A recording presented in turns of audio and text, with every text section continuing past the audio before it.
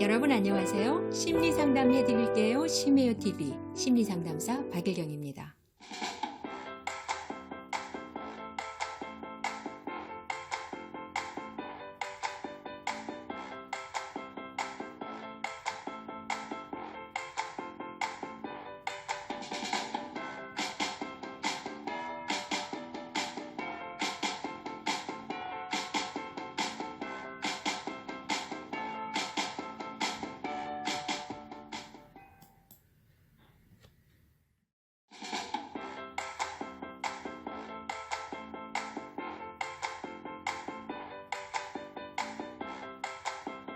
여러분, 학교나 관공서 등 건물의 복도에서 화재 경보기 본 적 있으시죠?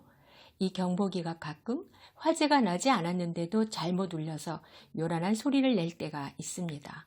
그래서 깜짝 놀랐던 경험은 혹시 없으신가요? 우리 몸에도 이런 경보 장치가 있습니다. 바로 자율신경이죠. 공황이란 한마디로 긴급 상황이 아닌데도 긴급 상황일 때처럼 이 경보 장치가 잘못 울리는 오작동 알람입니다. 그런데 오작동은 왜 일어나는 걸까요? 먼저 자율신경에 대한 설명을 간단히 드리겠습니다. 교감신경과 부교감신경, 자율신경은 이 둘로 이루어져 있습니다. 교감신경은 흥분과 긴장을 담당하고 부교감신경은 안정과 이완을 담당합니다. 서로 반대죠? 이 둘의 관계를 이해하려면 시소를 예로 드는 게 가장 적합합니다. 한쪽이 올라가면 한쪽이 내려가고 한쪽이 내려가면 다른 한쪽이 올라가게 되어 있는 게 시소의 원리, 즉 균형이 필수죠. 자율신경도 이와 똑같습니다. 교감신경과 부교감신경, 이 둘은 언제나 서로 균형이 맞아야만 합니다. 그렇지 않으면 큰 문제가 일어나거든요. 지난 영상에서 보셨던 40대 그 공황장애 환자를 보세요. 자율신경의 균형이 깨지자 백화점에서 쓰러지고 말지 않았습니까? 즉 공황발작이란 자율신경의 한쪽인 교감신경만 극도로 솟구쳐 오르면서 경보기가 요란하게 울리는 겁니다.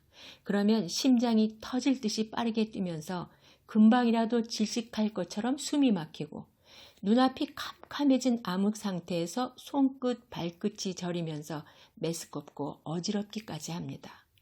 갑자기 닥쳐온 죽을 것 같은 공포, 말 그대로 발작인 거죠. 이 발작이 2번 이상 계속되는 게 공황장애인 겁니다. 모두 다 자율신경이 망가졌을 때 나타나는 증상이죠. 그런데 자율신경은 왜 망가지게 된 걸까요? 도대체 왜 어쩌다가 망가져서 공황장애라는 병을 일으킨 걸까요? 놀래서 망가진 겁니다. 그것도 어린 시절에요.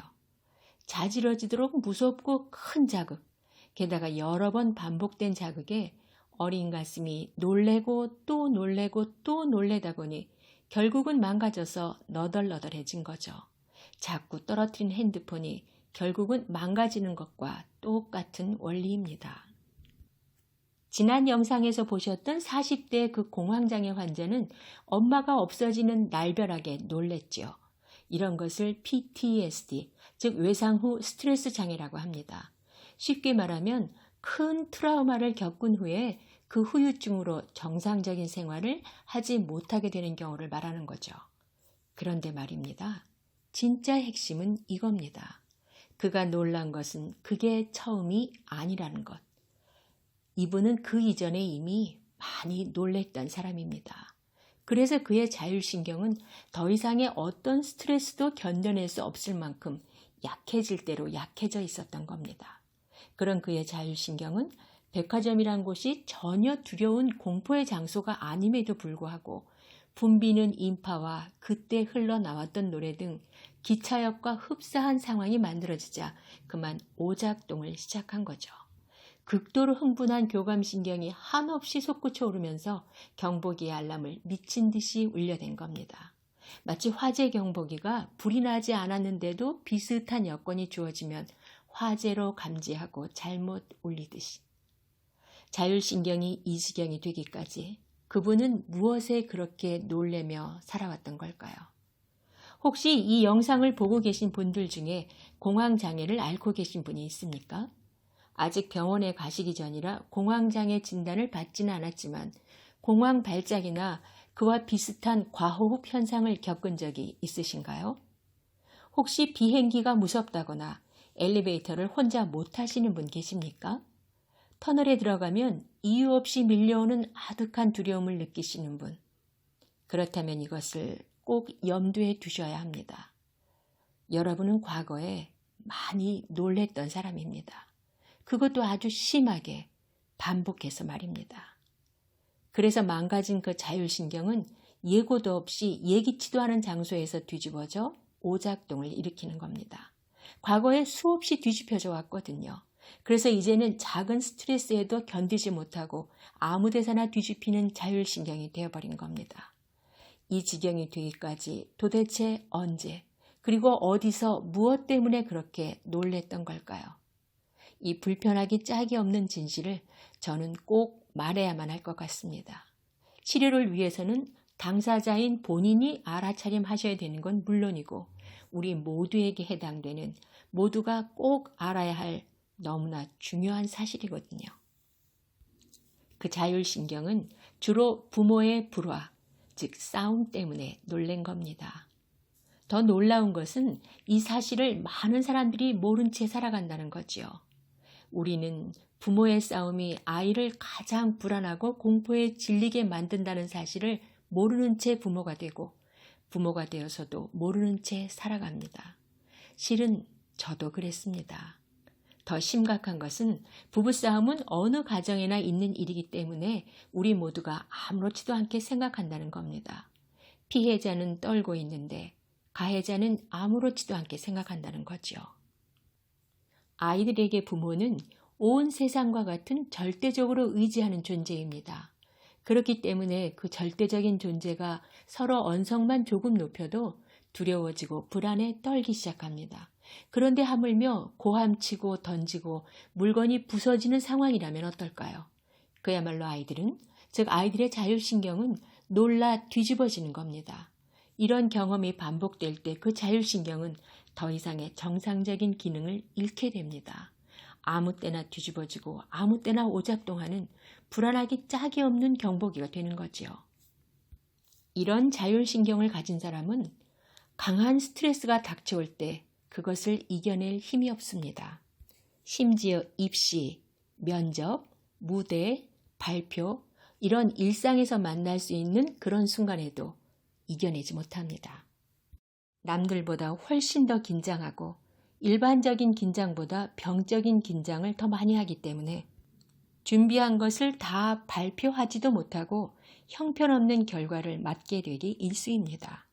또 이런 자율신경을 가진 사람은 몸이 건강할 수가 없습니다. 자율신경은 온몸에 퍼져 있고 온몸의 건강한 기능을 관할하기 때문이죠. 어린 시절에 놀란 자율신경을 갖는 것은 흔들리는 집의 기초를 갖는 것과 같습니다.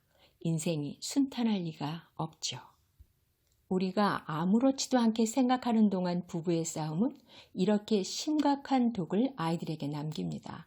싸움의 강도에 따라 그 가정의 자녀들은 미래의 잠재적인 우울증 환자로, 불안장애 환자로 혹은 공황장애 환자로 자라납니다. 심지어 범죄자로 자라나는 경우도 드물지 않습니다.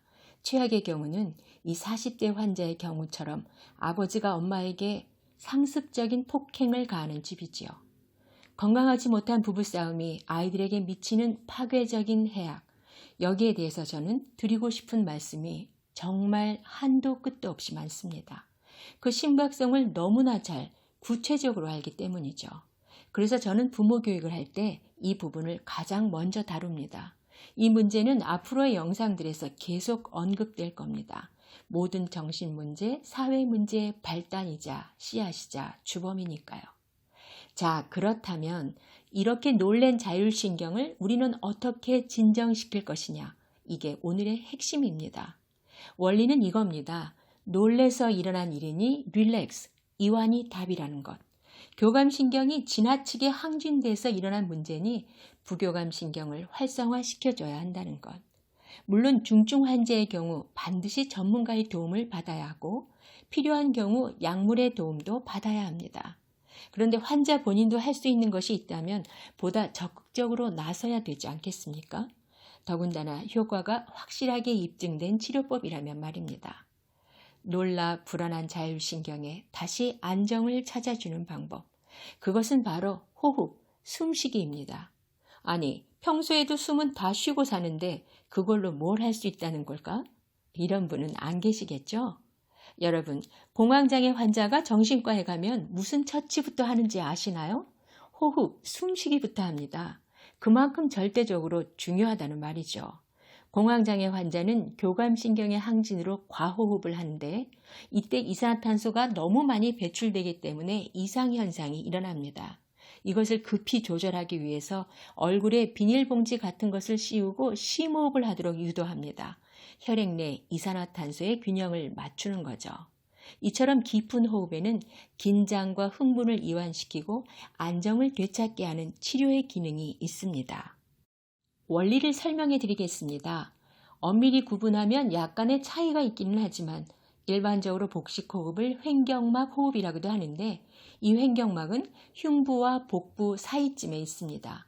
복식호흡을 하면 배가 아래로 내려가면서 이 횡격막이 따라서 내려가는데 이때 폐활량이 커지면서 부교감 신경이 항진됩니다. 평상시에 우리는 보통 들숨과 날숨을 각 2초씩 대략 4초에 걸려서 쉬는데 이런 짧은 호흡 대신 심호흡을 하면 이 시간이 10초 이상으로 길어지고 호흡이 이렇게 길게 늘어지면 부교감 신경이 활성화되게 됩니다. 심신의 안정을 목적으로 하는 모든 명상을 들어보면 제일 먼저 숨을 천천히 들이쉬고 내쉬고 이러면서 호흡으로부터 시작하는데 다 이유가 있는 겁니다. 자, 원리를 아셨으니 동기부여가 충분히 되셨나요? 이 복식호흡을 평소에 일상처럼 최소한 10분 정도 매일 하시기 바랍니다. 너무 오랫동안 놀란 채 살아온 자율신경을 안정시켜야 하니까요. 물론 공황 발작이 일어난 그 순간에도 이 호흡은 필수적이고 절대적입니다. 하지만 죽을 것 같은 공포에 질려 머릿속이 하얘진 사람이 무슨 정신이 있겠습니까? 평소에 훈련을 해두어야 그만큼 안정이 되니 발작도 덜 일어나고 혹 일어나도 침착하게 대처할 수 있는 겁니다. 이 복식호흡은 익숙해져 가면서 명상으로 발전됩니다. 호흡 명상이 되는 거죠. 명상과 호흡, 호흡과 명상, 뗄래야 뗄 수 없는 관계입니다. 비단 공황장애 환자뿐 아니라 우리 누구에게나 심신안정과 함께 긍정적인 에너지를 가져다 줍니다. 그리고 모든 불안증과 화, 분노 조절 장애, 혈압을 안정시키고 모든 종류의 자가 면역 질환에도 도움이 됩니다. 자율신경의 균형이 안정되기 때문이죠. 거기에 보너스 하나 더. 놀랍게도 이 호흡은 허리 통증까지 완화시켜 줍니다. 횡격막을 올렸다 내렸다 하는 호흡이기 때문이죠. 자, 실제로 저랑 함께 연습해 보실까요? 그동안 흉식호흡만 해오던 우리들에게 복식호흡은 처음에는 낯설고 어색하겠지만 꾸준히 연습하면 곧 익숙해집니다. 마냥 어렵지만은 않아요. 자, 지금까지 거꾸로 숨을 쉬고 있었다면 지금부터 하루 10분이라도 바로잡아 보실까요? 효과는 제가 보장하겠습니다. 원리는 간단합니다. 여러분의 배를 풍선으로 생각해 보세요. 공기가 들어갈 때 풍선이 부푸는 것처럼 숨을 들여 마실 때 배가 불룩해지는 겁니다. 단순히 배만 그냥 불룩해지는 게 아니라 몸 전체에 공기가 가득 들어오니 자연히 부푼다는 기분인 거죠. 반대로 풍선에서 바람이 빠져나갈 때 쪼그라드는 것처럼 배도 숨을 내쉴 때 안으로 줄어드는 겁니다. 우선 간단히 보시겠습니다. 반드시 코로 들이마시고 내쉴 때는 휘파람을 불 때처럼 입을 모아서 천천히 내보내는 겁니다. 들이마실 때 배가 부풀어 나오고 내쉴 때 배가 들어갑니다. 들이마실 때 배가 나오고 내쉴 때 들어갑니다. 다시 한번 보시겠습니다. 들이마실 때 배가 나오고 내쉴 때 들어갑니다. 들이마실 때 배가 나오고 내쉴 때 들어갑니다. 알아보기 쉽게 하기 위해서 누운 자세로 보여드리겠습니다. 배 위에 종이를 얹고 이 종이가 올라갔다 내려갔다 하는 모습을 느껴보세요. 숨을 들이마실 때는 배가 나오면서 종이도 위로 올라가고 내쉴 때는 종이도 따라 내려갑니다. 반드시 코로 숨 쉬도록 하시고 들이쉬는 숨보다 내쉬는 숨을 좀 더 길게 하시기 바랍니다. 자, 해볼까요? 제가 하나, 둘, 셋 이렇게 구령을 붙이겠습니다. 하나, 둘, 셋에 숨을 들이마시시고 잠깐 멈추셨다가 하나, 둘, 셋, 넷, 다섯 이 구령에 맞춰서 내쉬시기 바랍니다. 자, 시작하겠습니다. 준비하시고 하나, 둘, 셋, 잠깐 쉬고 하나, 둘, 셋, 넷, 다섯, 후. 다시 한번 하나, 둘, 셋, 멈추고 하나, 둘, 셋, 넷, 다섯, 후. 다시 한번 하나, 둘, 셋, 잠깐 멈추고 하나, 둘, 셋, 넷, 다섯, 후. 한 번만 더 해보겠습니다. 하나, 둘, 셋, 멈추고 하나, 둘, 셋, 넷, 다섯, 후. 어떠세요? 처음보단 조금 익숙해지셨나요? 처음에는 어색하지만 여러 번 연습하시면 금방 익숙해집니다. 이 방법으로 복식 호흡에 익숙해지시면 바로 명상으로 연결하셔도 좋습니다. 호흡 명상 영상도 함께 올려드리겠습니다. 날마다 10분씩, 최소한 10분씩 매일 하십시오. 여러분의 삶에 행복과 건강이 함께 찾아올 것입니다. 다시 말씀드리지만 효과는 제가 보장하겠습니다. 자, 그럼 저는 다음 시간에 찾아뵙겠습니다. 여러분의 삶이 오늘보다 내일 더 행복해지시기를 바라면서 지금까지 심해요TV 박일경이었습니다. 감사합니다.